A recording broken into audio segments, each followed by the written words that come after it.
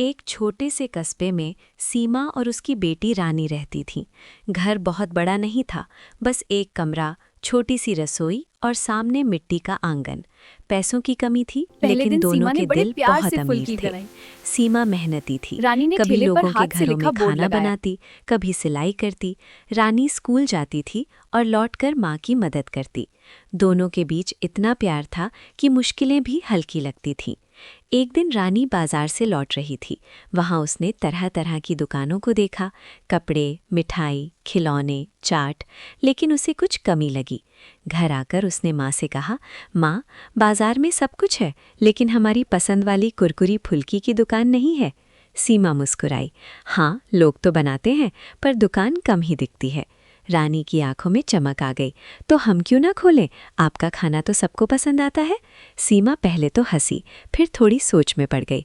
पैसे कम थे, लेकिन सपना बड़ा था। कुछ दिन दोनों ने हिसाब लगाया। पुरानी बचत, थोड़ी उधारी और ढेर सारा हौसला लेकर उन्होंने छोटा सा ठेला खरीदा।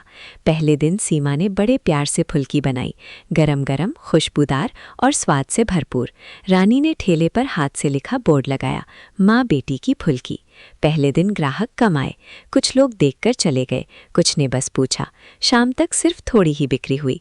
रानी उदास हो गई, माँ, शायद हमने जल्दी फैसला कर लिया। सीमा ने उसका हाथ पकड़ा, हर काम को समय लगता है, हम मेहनत करेंगे, लोग खुद आएंगे। अगले दिन उन्होंने और मेहनत की। रानी ग्राहकों से प्यार से बात करती, सीमा साफ सफाई और स्वाद पर ध्यान देती। धीरे धीरे लोगों ने नोटिस करना शुरू किया।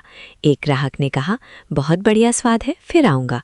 दूसरे ने दोस्तों को बताया, और देखते देखते ठेले के सामने छोटी सी लाइन लगने लगी। कुछ हफ्तों में उनकी फुल्की मशहूर हो गई। लोग कहते, यहाँ का स्वाद अलग है। सीमा की मेहनत और रानी की मुस्कान ने सबका दिल जीत लिया। अब कमाई भी पहले से बेहतर होने लगी। घर की ज़रूरतें आसानी से पूरी होने लगीं। एक शाम रानी बोली, माँ, क्यों ना हम छोटी सी दुकान ले लें? ठेले से काम बढ़ रहा है। सीमा ने सोचा, डर भी था, लेकिन विश्वास ज़्यादा। कुछ महीनों की बचत के बाद उन्होंने किराए पर छोटी दुकान ले ली। अब उनके पास बैठने की जगह, साफ किचन और बड़ा बोर्ड था। दुकान खुलने वाले दिन दोनों ने सादा सा उद्घाटन किया। कोई बड़ा समारोह नहीं, बस मेहनत, उम्मीद और मुस्कान।